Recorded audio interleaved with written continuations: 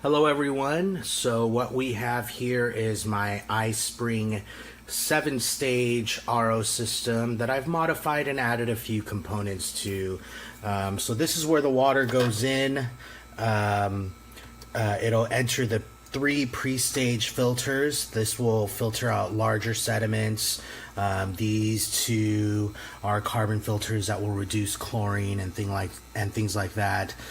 From there, it'll go into the reverse osmosis membrane, where it'll filter out, I believe, 98-99% of all the sediments.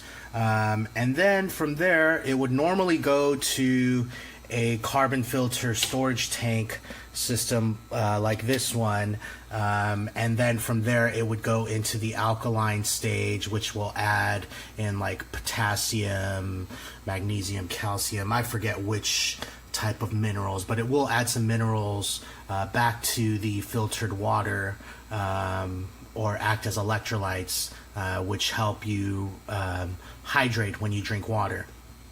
What I did was, in order to cut the wastewater in half, I added a second RO membrane in series, meaning the wastewater that comes out of the RO membrane here feeds directly into the second RO membrane.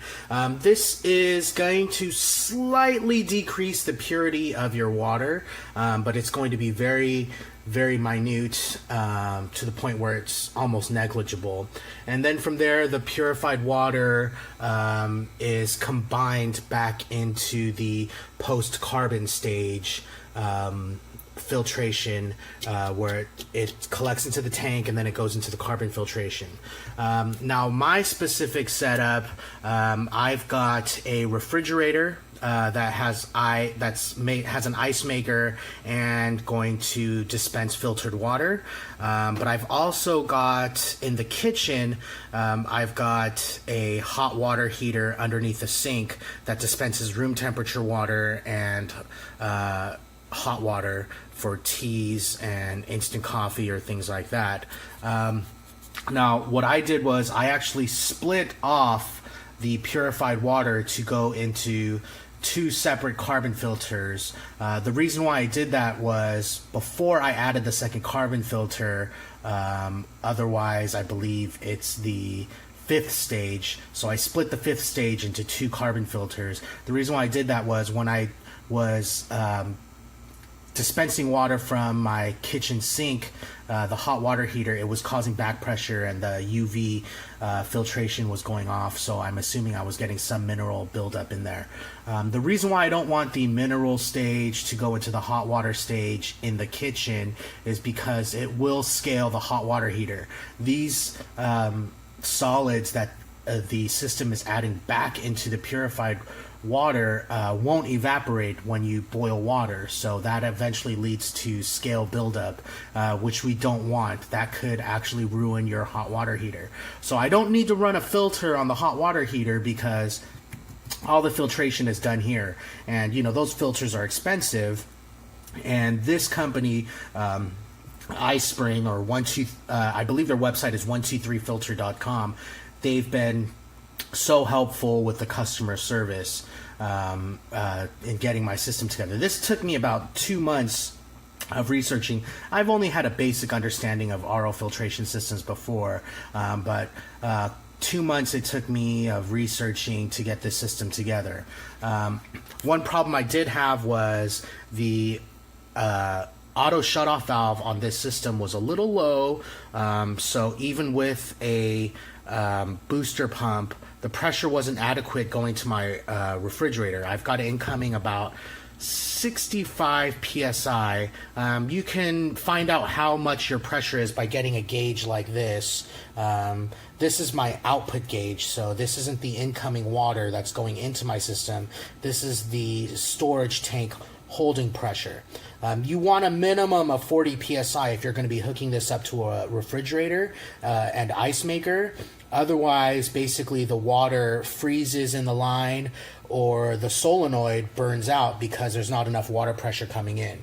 So I've been making water for about 2 weeks now, holding this pressure, and that's helped with the 90% shutoff valve that I've installed in the back of the unit, as well as the permeate pump that I've mounted to the front of the unit. What this does is this basically uses the pressure of the wastewater to increase the pressure of the water going into the reverse osmosis membrane. So no electricity. It does make a clicking noise, so you don't want this in like a home theater or something like that, because it is going to make some noise. But other than that, it's been performing flawlessly. I've got great holding pressure going to my refrigerator. It's making ice. And the reason why we get these filters is because buying water at the store is so expensive, and harmful to the environment with all the wasted plastic bottles and whatnot. And with this, we've got cheap, high quality water at home. One tip I have to I am missing some of the clips. I better put those in later. One thing I will recommend when you're putting your system together is, number one, make sure you have all the parts. They've got all the parts listed in their instruction manual, so go through the entire instruction manual, make sure you have all the parts, and if anything is broken, they do provide spares. But if you don't have an adequate number of spares, do not hesitate calling iSpring or emailing them and letting them know, and their customer service is phenomenal. They will ship you out any spare parts that you might need. When you do click in the hoses, your first instinct is, well, it's plastic, I don't want to break it. So the moment you feel a little pressure, you back off. If you put your system together like that and you turn on the water, you're going to get water everywhere. So what you want to do is, once you feel that first bit of pressure, keep pressing in the hose and you'll feel it click again a second time. That's how you know that the hose is properly connected to the fittings. So now that that's done, you could turn on your water and check for any leaks. I suggest you put everything together. Don't hook it up under your sink until you've got everything hooked up and you're positive that there are no leaks in your system. Then you can put it underneath your sink. I've mounted it in a spare room area where I can easily access the filters. That's why I chose to mount it to the wall. But if you're going to mount this under your sink, I highly suggest that you hook up everything first and check the pressure and for any leaks. So that's it. That's all I can think of at the moment. If you've got any questions, please feel free to ask me, or you can contact iSpring at 123filter.com, and their customer service, like I said, is phenomenal. Thank you. Bye. Hello everyone. We just got our iSpring 7-stage system this past week, and I installed it myself, and it was not difficult whatsoever. I'm not a plumber by any means, but it was very simple. Maybe it took about 2 hours tops. Everything went smoothly. The only issue I had probably happened in shipping. This elbow had broken off, but it was easy to replace because they provide some spare parts in the package. Everything went off without a hitch, no leaks whatsoever. Very happy. We had swapped out a 3-stage system that we've had for about 10 years, and I'm excited to have the alkaline filter as well as the UV lamp. But yeah, we are ecstatic, and I think they have 2 different choices for the finish and style of the dispenser, but we dug this one because it matched our existing faucet. So enjoy.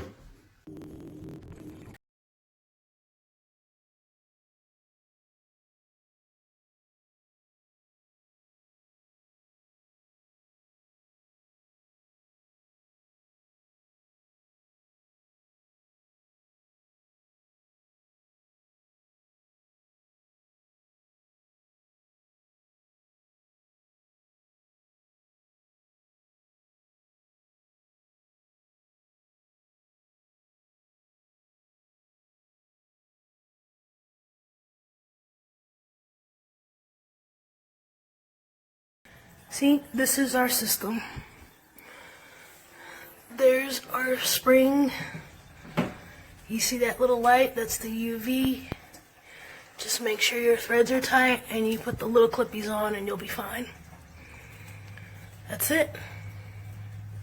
No experience, no training, no nothing. All I did was watch the YouTube videos and follow instructions. Boop. And then the light goes off.